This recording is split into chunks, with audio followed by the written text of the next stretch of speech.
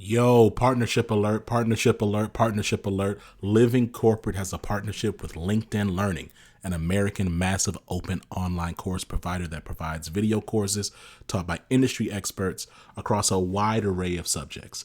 Now, the partnership is because Living Corporate has courses on LinkedIn Learning focused on diversity, equity, and inclusion for leaders, career professionals, and anyone really looking to upskill themselves and be better allies. So make sure you check out our courses on LinkedIn Learning by clicking the link in the show notes. And let's just say you don't want to do that.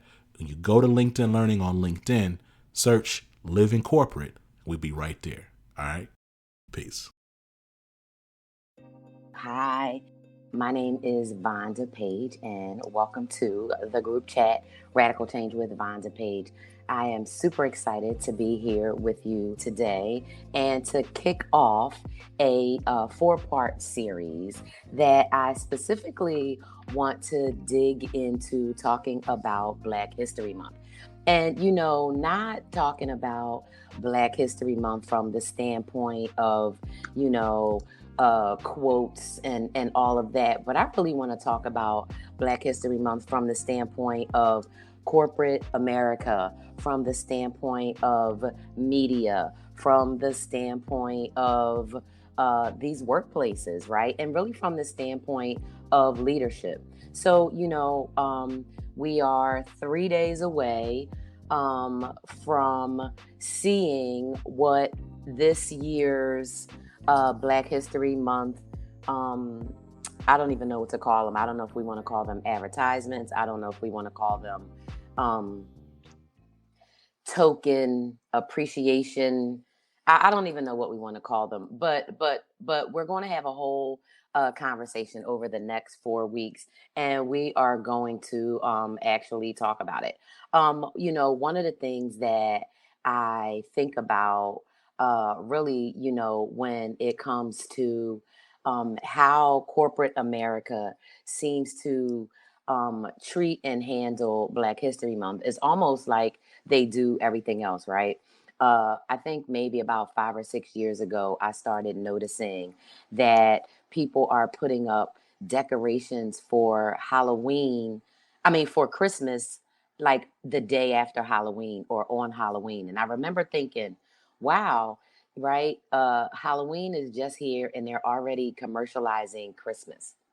So when I think about Black History Month and I think about how we experience Black History Month, I think about the expectations we have about Black History Month. And I also think about the exasperation, the pure exasperation of Black History Month. And so that's what we're going to be getting into over the next 4 weeks. And I want to just start off by sharing a little bit about my experience. And um, I grew up loving Black History Month. So, for those of you who don't know me, I grew up in Philadelphia in the 70s, and I grew up in Northwest Philadelphia. Um, in several neighborhoods, sort of, because I didn't go to school where I actually lived, but I grew up in an area called East Germantown. I grew up in another area called West Oak Lane. Um, and so in those areas, those were primary Black neighborhoods. So I was just super blessed, super fortunate to have a ton of Black teachers. And so it wasn't only during Black History Month that I talked about Black scientists, Black doctors, Black artists, Black achievement. We talked about it all year. And plus, we lived it and we saw it. So when I think about Black history, I think first and foremost, right? Black history is American history, right? Because the reason that I am called Black and that Black people are even called Black is because we're here in America, right? And America would not be what it is without Black people. And we all know that. But the fact of the matter is that our history, all of our histories of those of us who live in America are tied together, but Black people are Black history. Black people are Black history. So when I think about, like I said, growing up in Philadelphia, having Black teachers, being around Black doctors, dentists, lawyers, seeing Black people, it was an extra bonus in February that we would get to dig into history and accomplishments of people that we didn't really know about. And so, I mean, I used to just enjoy researching certain people or new people. There were certain historical figures that I always loved, like Phyllis Wheatley, right, who was a little girl who was this amazing writer. And something about her resonated with me when I was a child. And then there were, of course, other people pre and post enslavement periods, but just being around teachers, women, men, Black and white, because our principal was white in high school, and the vice principal, but Black history was a part of history. So, yeah, it was great to have the 28 or maybe 29 days, right, set aside to be able to focus and concentrate and talk about Black history. But to live it and to be part of it was just a beautiful thing. And so my experience, as a child and a teenager and even young adult, really, especially after later on when the internet was around and you could find information about lesser known Black Americans who contributed. It's amazing to me. But I think when you think about, how as a Black person, we might want to experience Black History Month as being, this time when people really start to acknowledge the accomplishments, the achievements of Black people, and how that looks today and in the future. What we instead, I think, experience for the most part is a bunch of commercialization and tokenization off of Black History Month because they know, oh, this is the one time, right, where we do put a focus on, contributions and lives of Black Americans.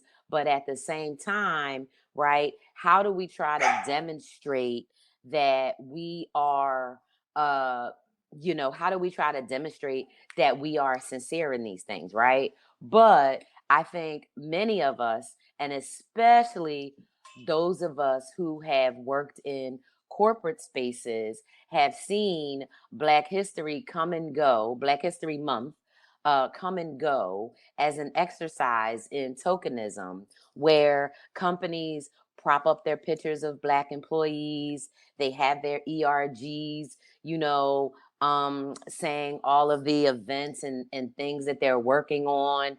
They bring in, great famous speakers, that may be Black or brown, that are speaking and getting these, amazing 40, 50, $60,000 speaker fees to come in and say, your organization is diverse. Your organization is included, right? They may give out some really cool T-shirts or some other kind of swag. You may see companies all across their profile pages on LinkedIn or Instagram or Pinterest or whatever. Black History Month. We salute Black Americans, or we salute achievements of Black people. But really, these companies, how are they treating their Black workers? How are they elevating their Black leadership through the ranks? How are they providing equitable and justice driven employee experiences? Are they doing audits to ensure that the Black employees are on par, commiserate to their other colleagues in the same positions? Are companies pulling in Black testers and Black designers and Black employees to actually get the perspectives, input, um, and information, right? That is only available in the Black community or from a Black person?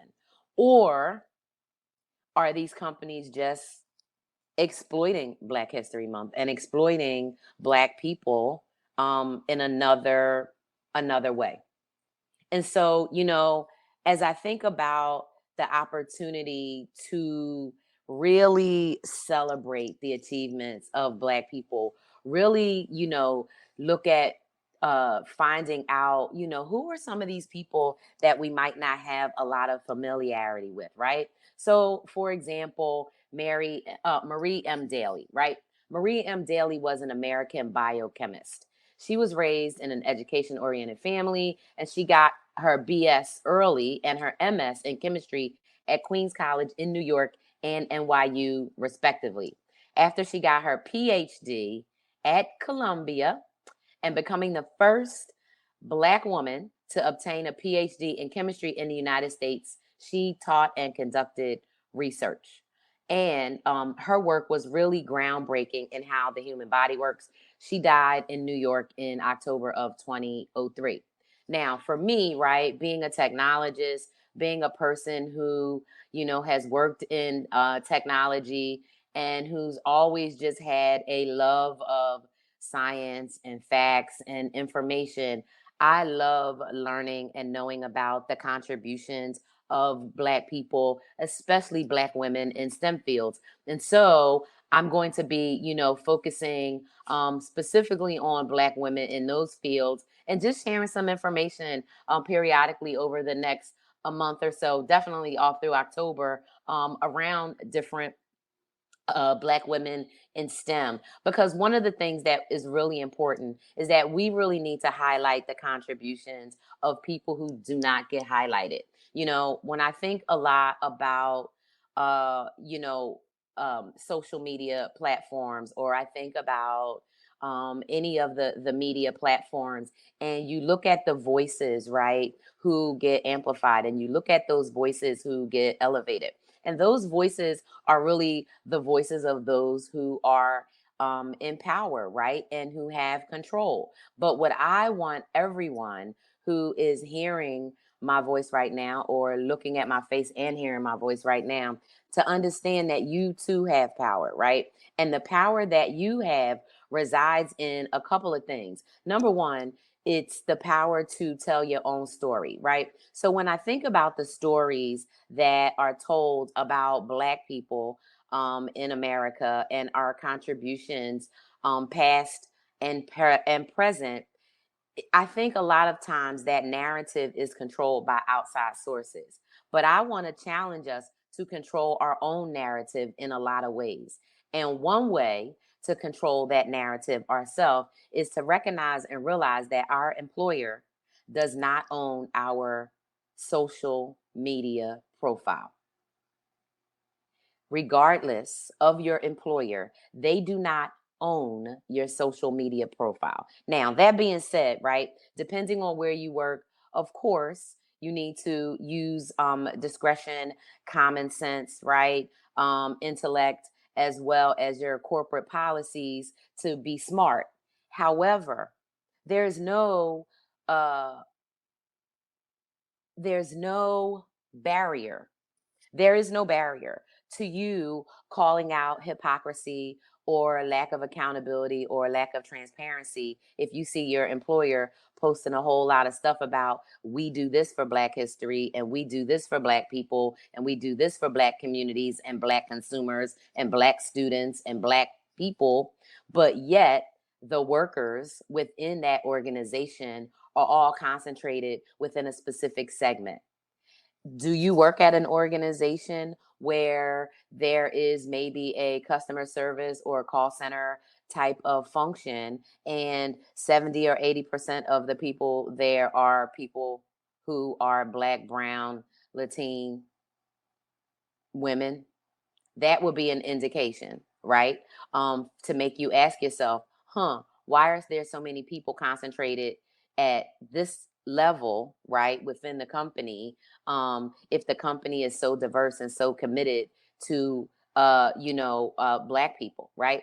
I think another thing to think about is Black history is ongoing, right? Because history is in the making at all times. And so when we're only pulling out, Mae Jameson um or Katherine Johnson or Ruby Bridges, once every, 12 months, like we're doing ourselves a disservice, right? Because history is in the making. And maybe just because I listen to a whole lot of rap music, especially from the 80s, 90s, and 2000s, you know, by certain people, I believe that history is in the making.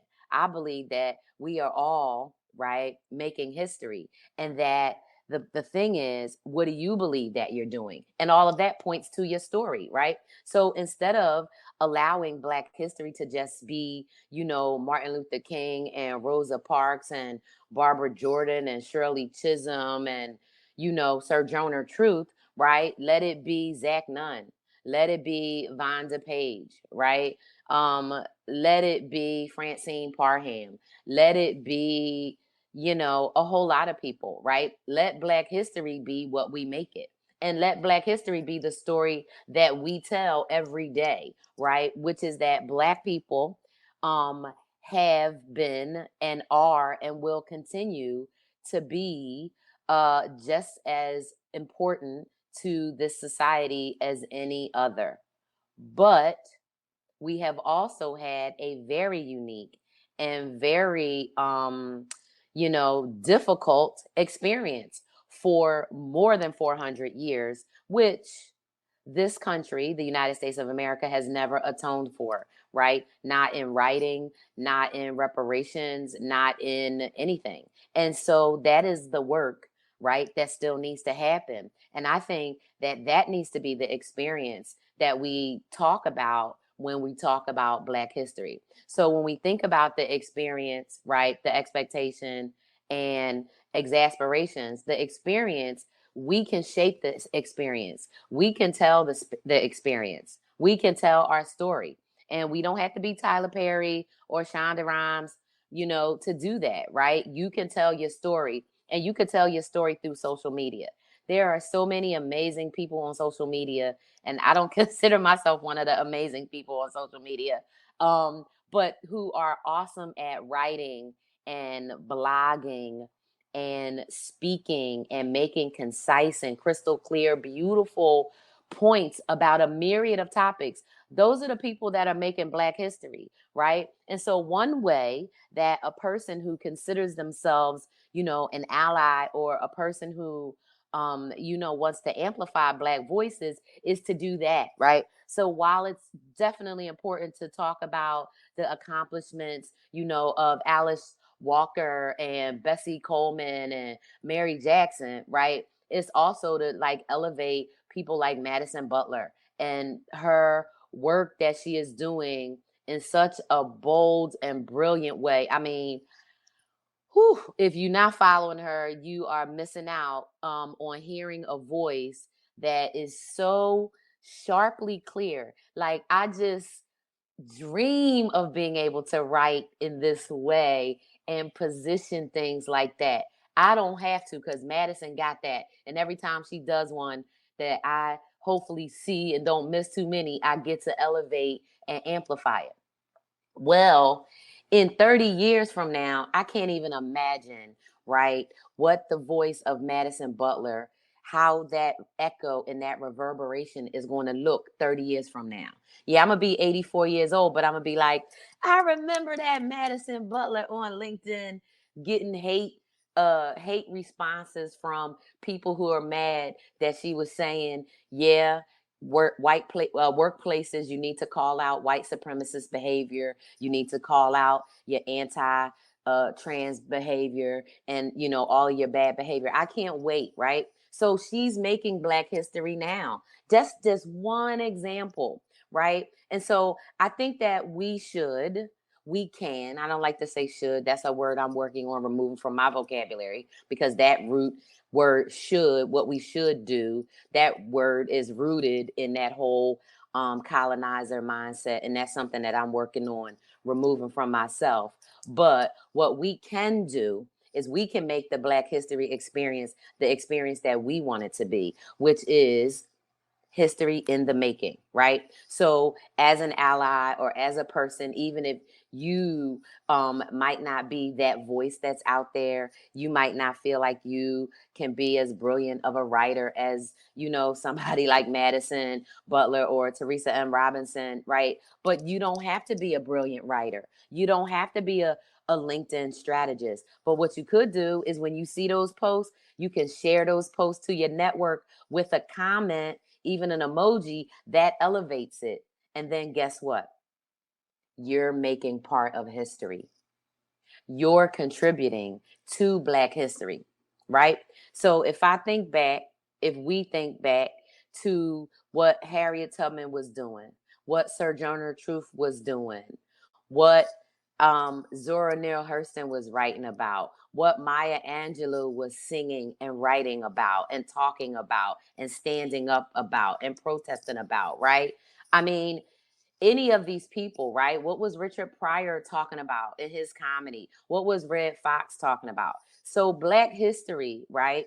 We're living out Black history and we're making Black history. Black history is a continuum, right? Just like life. And I think that if we think about it that way, I'm going to think about it that way for myself.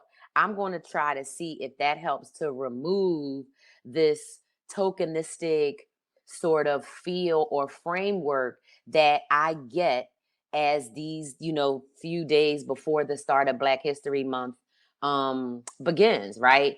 And I think about that. Fortunately for me, I don't work in corporate America, right? I work for myself. And so when I think about how I'm going to celebrate Black History Month or the experience, I'm just going to keep on making history. I'm going to highlight stories of Black women, of Black people who I think need to be highlighted, but in terms of what that means to me. And the other thing is when it comes to your story, you get to choose the meaning that things have in your own life. One of the things that I'm learning, and I think I've told people, I am so much of a learner. Like I love learning. I think learning is my superpower. And sometimes I think, I learn too much because I am really a very literal person. So one of the things I take literal is when you know better, you do better, right? And so I think about that. So every time I learn something, there is this compelled nature in me to take action and to do something. And sometimes that action is sharing information. Sometimes that action is holding a person or an organization or an entity or an app, to accountability. And when those times happen, they're not always comfortable. They don't feel good. But nothing extraordinary happens when you stay in your comfort zone. Nothing amazing happens when you stay safe and play it safe. And when you get that, people experience it in different ways, but you get that either heavy feeling in your chest, or your heart beats really fast, or maybe your neck and your throat get hot, or maybe your temples, start to get hot. Maybe your hands get cold. Maybe your breath gets short. Maybe your mouth gets dry. When any of those things happen, that's okay. That's your body, number one, telling you you're alive, but it's giving you signals and it's telling you to tune into those signals. Now, those signals, are going to vary depending on what you are experiencing at the time, but you get to choose how to respond. So when I think about Black History Month and I think about the expected tokenization, like I can't wait to see, because I don't really want to see it. But for example, right, all of these companies in 2021 who won these amazing awards for best place to work or best place for diversity or best place for this, right?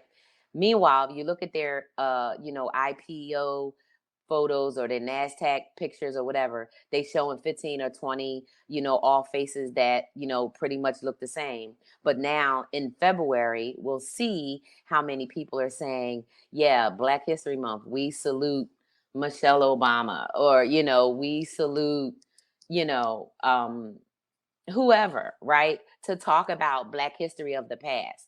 What I want to see, what I hope to see, and what I expect to see, especially since 2020. I mean, I really expect this time, I expect to see people talking about what they are doing. What they are doing now that is history in the making, and what is something that we're going to see 10, 20, 15, 30 years from now, and we'll get to say, wow, yeah, company ABC XYZ really was doing something back in 2022 for Black History Month. So here's what I am expecting. I am expecting the big brands out here, the super big brands, to be plastering up, these amazingly beautiful, heartfelt stories, right? Where they're showing Black people doing everyday stuff, living life like we like to do, but trying to demonstrate ways that, are showing that they have a particular affinity, interest, or concern about us. What I challenge employees at these companies, especially the big ones, what I challenge you to do is, whether you do it internally, privately, on Slack, inside, or any other channels, whether you spin up a, Black at this company Instagram site, or, get on Glassdoor, Indeed, or any of those, sites where you can share, Glassdoor, or not Indeed, Glassdoor, or any of those sites where you can share information about what your company is actually doing. You're going to help your future fellow employees. You're going to help your coworkers. So for Black History Month, depending on what your expectation is inside your company, right, you have the opportunity and, right, the ability to let your company know you expect them to do more than to just plaster up pictures of Black folks, doing everyday stuff to pretend to be advocates, right? You could ask for some sort of audit, right? To say, hey, show us what the data is around Black people salaries in comparison to people who are not Black, right? Who live in those same geographic areas with same jobs. The other thing you could do is, when you are attending events, whether or not your organization has a ERG, internally, an employee resource group. Some companies still call them infinity groups.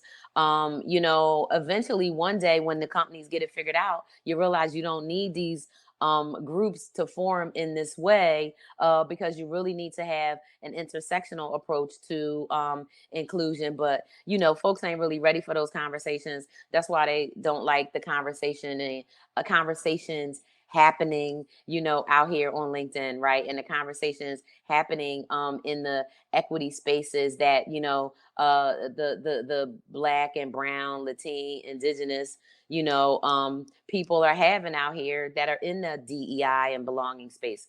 And so, I think the experience, right, of what Black History Month is going to be like is going to be one thing for you to think about. How you walk into it, you do it, you tell your own story, you think about history in the making, is one thing. The expectation around these companies, I don't think you should have any real hope that they're going to start doing the right thing, because it doesn't behoove them to do the right thing, because they yet, right, have not felt the pain of continuing to do things the wrong way. And that's something that I'm going to continue to talk about on Radical Change, to really help us all, right, everybody listening, watching, to really know, right, what are these things that these companies need to do, because they're hearing the messages, but there's so much deeper work that really has to happen, and a lot of it is really around engaging with people that they don't want to engage with, right, because they don't look like the way they want to people to look, and they're not using the comfortable language that they want to hear, right? Because they're saying words like, check your privilege, and I'm sorry, but this is racist, not sorry, or whatever. And so there's a real struggle there. But the expectation, should be low. I'm sure there'll be some beautiful Black History Month commercials and gear, but take it as what it is, right? It's propaganda, it's messaging, it's distraction, right? From the real deal. The real question is, how are people being treated in these workplaces and spaces? What is the accountability, right? From the standpoint of what is the model of accountability and how is it being implemented, right? Does the board of directors know about all of the issues and problems? Have they really heard from employees of diverse backgrounds? One thing I learned maybe last week or 2 weeks ago. And I don't know why this didn't dawn on me, but one thing that I learned is that American companies, because I have no idea of if this is in other countries, but American countries, companies, corporations actually have a type of insurance that they use and pay so that when employees sue them for discrimination, wrongdoing, harassment, um, unequal pay, not accommodating their needs, like for neurodiversity or disabilities or whatever. Uh, Companies have insurance and they pay insurance companies. So they pay these premiums, and then these insurance companies pay out these lawsuits and things that employees file. So the companies never really take a hit. So I'm sharing that to say that workplace accountability, unfortunately, can't be left up to the leaders in these workplaces to do it. Workplace accountability has to be a job for everyone. And one of the main topics that I'm going to be talking about because it's a theme at CFIBA, which is the think tank that I founded, is workplace accountability and what that actually looks like. And so for me, Black History Month just it just screams and screams and screams workplace accountability, because it'll just be super fascinating to see all of the beautiful images, right, of blackness and black people and black representation and whatever, but to really find out later from employees, right, what did your company really do, right? What made you feel heard? What made you feel seen? Do you feel heard or seen, or do you feel tokenized? And so that's one of the things that I'm super interested to see how it progresses over the next 4 weeks. Next week I'm going to be back, and I'm going to see how things are started, how they started, and then we're going to talk about how it's going. But I'm going to call out what I see. When I see these companies talking about what they're doing for Black History Month, I'm going to do some research and see, what their real stats are, right? We know when it comes to tech companies, especially big tech, we know that the amount of Black employees that are not in, customer service type roles is somewhere between 1% and 3%. And, that's if the company is being, transparent and honest about it. We also know that when companies report their EEO see data, right, that they are allowed to segment things in a certain way so that the reports look one way, but the actual is what it is, right? We also know, especially those of you who currently or have ever worked in a large company, meaning like, more than 10 or 20 or 30,000 employees, right? That communication and things are very tightly controlled, so that transparency is more difficult to uncover, and definitely difficult to maintain, because knowledge is power, and information, right, in the right hands, can either be um, great or it could be dangerous, right?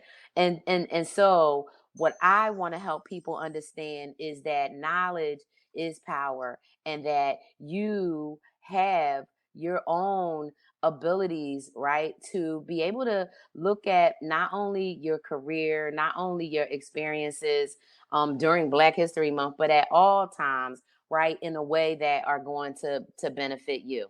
But before I sign off today, I want to talk about the exasperation, and maybe I should have picked a better word because it's feeling kind of tongue twisty for me today.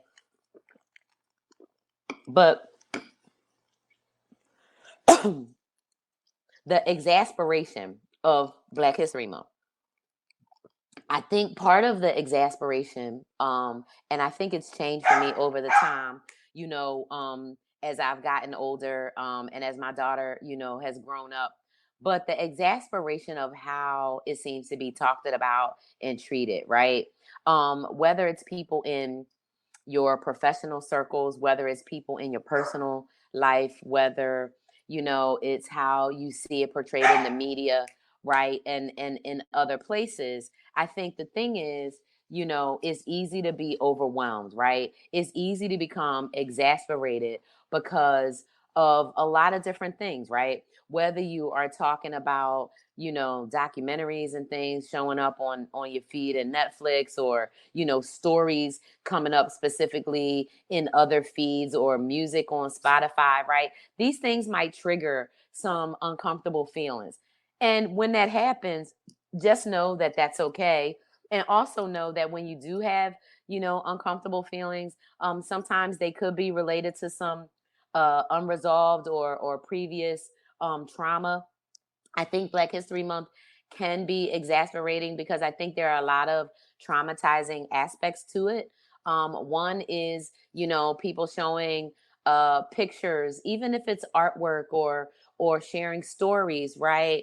From times when Black people were enslaved in this country. Watching certain documentaries around things that were injustices, right? Injustices, and unjust treatment and things that happen to Black people. You don't have to overly consume this content in February just because it's Black History Month, because you're Black history in the making, right? The Beyonce said that. I was trying to remember who said it, and I'm hearing it in my mind on a record, and I couldn't figure it out. I know Beyonce is one person that said uh, Black history in the making, right? And so, because we are Black history in the making, I think we have an opportunity to not let this Black History Month 2022, February 1st to March 1st, 2022, not be one where we are exasperated. I think we can make this Black History Month one where we are exuberant, one where we are exhilarated, and one where we are enlightened, right? And we can be enlightened around how we want to tell our stories, how we want to create Black history from February 1st forward, but not just February 1st forward, from today forward, from the minute that you hear this, from the minute that you decide and you remember, yeah, I'm Black history in the making, and you get up and you do your thing. Now, let's not for any moment, right, think that it's not important to share contributions that have been made, and how those contributions have set the table and set the foundation and the framework for a lot of things, whether we're talking math, whether we're talking science, whether we're talking art, whether we're talking music, whether we're talking instruments, architecture, right? We should share that. But also, right, let's live in that story that we need to create, right? That story, and let's engage people in that story. And let's remember that we are the authors, right, of our own stories. And let's really do that. And the story is beautiful regardless of its trauma, its tragedy, its stress, mess, drama, right? It's beautiful and our lives are beautiful, right? And so this Black History Month, I encourage everyone to think about Black history as history in the making. And so with that, we're going to have another group chat, and we are going to talk about Black history even more. And I'm going to talk about what these companies are doing. So thanks for joining, and I will see you soon.